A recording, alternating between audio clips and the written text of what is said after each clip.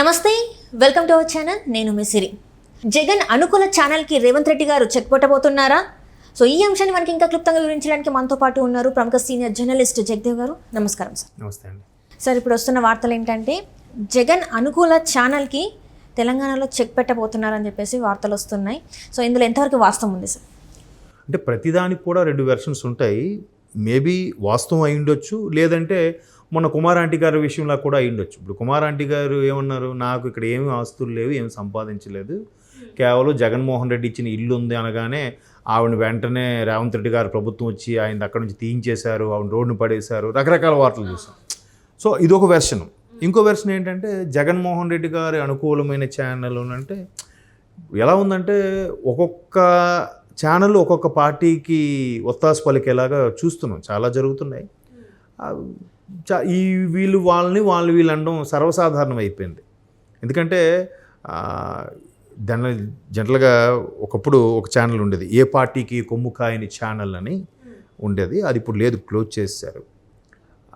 అంటే అందులో నేను కూడా చేశాను, పేరు ఎందుకులేండి మళ్ళీ. నిజంగా అలాగే ఉండేది జెన్యూన్గా. అంటే అంత ఇప్పుడు లేవు అని నా అభిప్రాయం. అయితే రేవంత్ రెడ్డి గారు ముఖ్యమంత్రి అయిన తర్వాత ముఖ్యమంత్రి హోదాలో మొట్టమొదటిసారిగా ఇంటర్వ్యూ ఇచ్చిన ఛానల్ ఏబిఎన్ ఆంధ్రజ్యోతి. సో అది ప్రత్యక్షంగాను పరోక్షంగాను కూడా ఏబిఎన్ ఆంధ్రజ్యోతికి సంబంధించి ఎందుకో రేవంత్ రెడ్డి గారికి ఫేవర్గా ఉంటుంది, లేదా టీడీపీకి ఫేవర్గా ఉంటుంది, చంద్రబాబు గారికి ఫేవర్గా ఉంటుందని వార్తలు కూడా చాలాసార్లు చూస్తున్నాం. నిజమేనేమో అనిపిస్తుంది, ఆ విషయం పక్కన పెట్టండి. తర్వాత ఒక 1 week back 4 days back film సిటీని సందర్శించిన సందర్భంగా రామోజీరావు గారిని కూడా కలుసుకోవడం జరిగింది ముఖ్యమంత్రి రేవంత్ రెడ్డి గారు.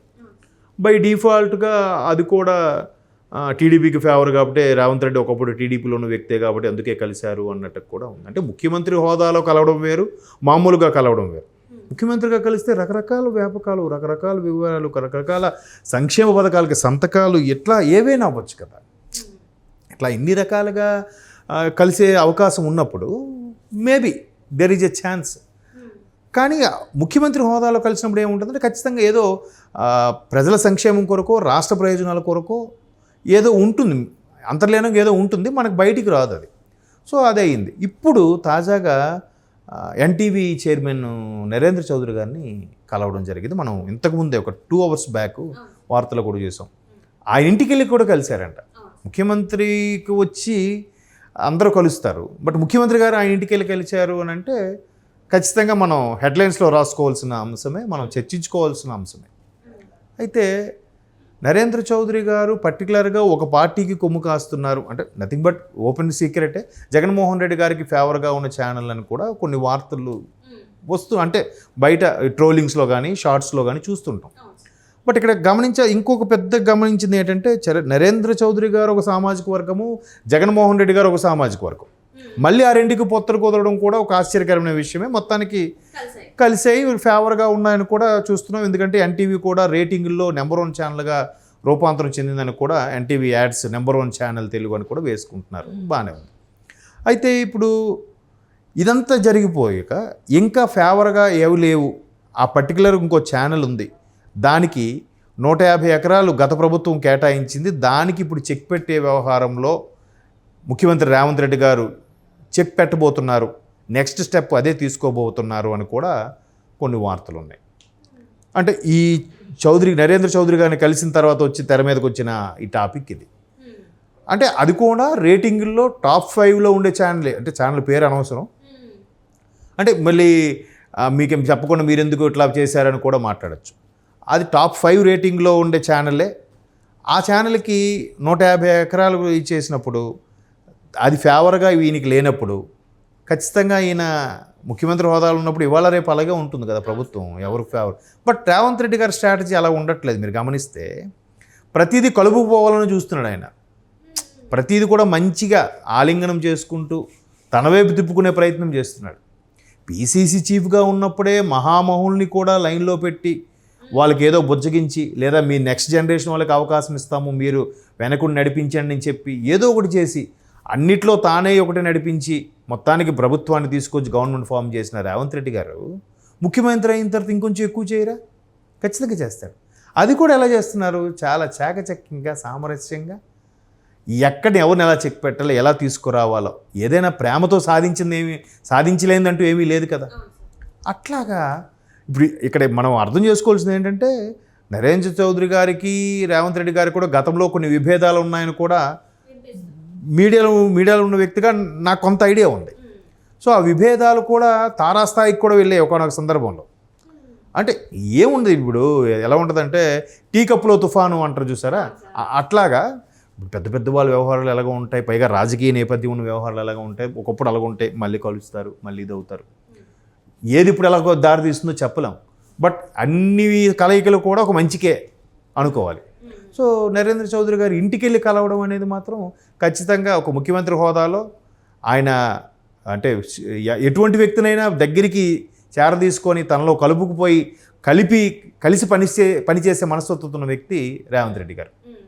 ఇప్పుడు ఇది చూస్తున్నట్టయితే ఇక్కడ జరిగింది. ఇప్పుడు జగన్మోహన్ రెడ్డి గారు నెక్స్ట్ స్టెప్ ఎలా ఉండబోతుంది అంటే ఇప్పుడు ఆయనకి అనుకూలంగా ఉన్న ఛానల్స్కి ఆయన అంటే ఇండైరెక్ట్ గా ఏదో ఒకటి అడ్డుగట్ట వేస్తున్నట్టే మనకు అనిపిస్తుంది. మరి ఆయన నెక్స్ట్ స్టెప్ ఎలా ఉండబోతుంది? మరి జగన్మోహన్ రెడ్డి గారి స్టెప్ ఏంటంటే ఇప్పుడు ఇక్కడ వీళ్ళు ముఖ్యమంత్రి గారు నరేంద్ర గారి ఇంటికి వెళ్ళారు అంటే ఫస్ట్ థింగ్ భారీగా స్కెచ్ ఏదైనా ఉండొచ్చు, లేదా ఒక ముఖ్యమంత్రి హోదాలో వెళ్ళారంటే మీడియా ఇప్పుడు మళ్ళాంటో లేదా డిస్కస్ చేసుకుంటామని ఆయనకి ఆ స్ఫురణ, ఆయనకి ఆ థాట్ లేకుండా వెళ్తాడా? అంత ఏదో ఉంటుంది.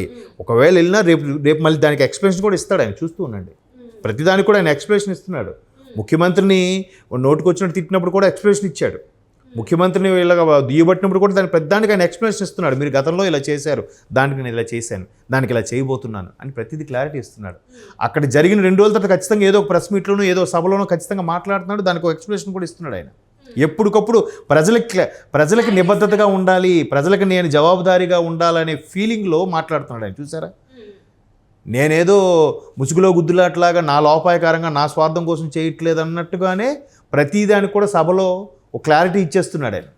సో ఇది మీద కూడా క్లారిటీ ఇస్తాడు. అయితే ఇప్పుడు డౌట్ రేజ్ అయ్యేది ఏంటంటే ఏంటి నెక్స్ట్ ఆ పెద్ద ఛానల్ ఏంటి, ఆ పెద్ద ఛానల్కి ఏ విధంగా చెక్ పెట్టబోతున్నాడు, లేదా మళ్ళీ ఈయన చాకచక్యంతో ఈయన వ్యూహంతో ఆ ఛానల్ కూడా కలుపుకుపోయేలా ప్లాన్ చేస్తున్నాడా అనేది ఇప్పుడు. అంటే ఇప్పుడు ఈయనకు అనుకూలంగా మార్చుకునే అవకాశం ఉందంటారా? ఖచ్చితంగా అనుకూలంగా కాకపోయినా ప్రతికూలం అయితే కాకూడదు. ఆయన ప్రభుత్వంలో ఆయన ఛానల్ ఉన్నప్పుడు పైగా అందరికీ ఆంధ్రాలో ఉన్న వాళ్ళకి కానీ తెలంగాణలో ఉన్న వాళ్ళకి కానీ బడా నేతలకి బడా ఛానల్స్కి సంబంధించి కానీ వ్యాపారవేత్తలకు కానీ రాజకీయ నాయకులు అందరికి కూడా స్థిరమైన ఎక్కువగా ఉండే పాస్తులు హైదరాబాద్లోనే ఉన్నాయి. అలాంటప్పుడు ఖచ్చితంగా వాళ్ళు ఒకవేళ నో అన్నా తోకజాడించే అవకాశం లేదు, ఒప్పుకొని తీరాల్సిందే. నచ్చకపోయినా బయటికి నవ్వుతూ సాధారణంగా ఆహ్వానించాల్సిందే. అంటే ఇప్పుడు జగన్మోహన్ రెడ్డి గారికి ఒకదాని తర్వాత ఒకటి దెబ్బ మీద దెబ్బ పడుతుంది అని అనుకోవాలి అంటారు. అండ్ మీడియా పరంగా చూస్తే సాక్షి సొంత ఛానల్ ఉంది. అలా కాకుండా కొన్ని ఛానల్స్ ఫేవర్గా ఉండేవి కూడా ఉన్నాయి. ఎవరికి ఫేవర్గా వాళ్ళకు ఉంటున్నాయి. ఏవైనా ఎంతవరకు ఉంటాయి? కొంతమందికి కొన్నాళ్ళే టైం నడుస్తుందమ్మా ఎవరికైనా సరే. ఆ టైం నడిచినప్పుడు అన్నీ ఫేవర్గా వచ్చేస్తుంటాయి. ఒక్కసారి టైం బ్యాడ్ అయిందా ఇంకా ఒక్కొక్కటిగా డిమెరిట్ స్టార్ట్ అవుతూ ఉంటాయి. అది సహజం. తట్టు రేవంత్ రెడ్డి లాంటి వ్యక్తి ఉంటే ఏమవుతుందంటే చెప్పాను కదా, ఆయన ప్రతిది కూడా చాకచక్యంగా ఆచితూచి వ్యూహరచనతో కలుపుకుపోయే ప్లాన్ చేస్తున్నాడు ఆయన. సో బాగానే ఉందంటారు.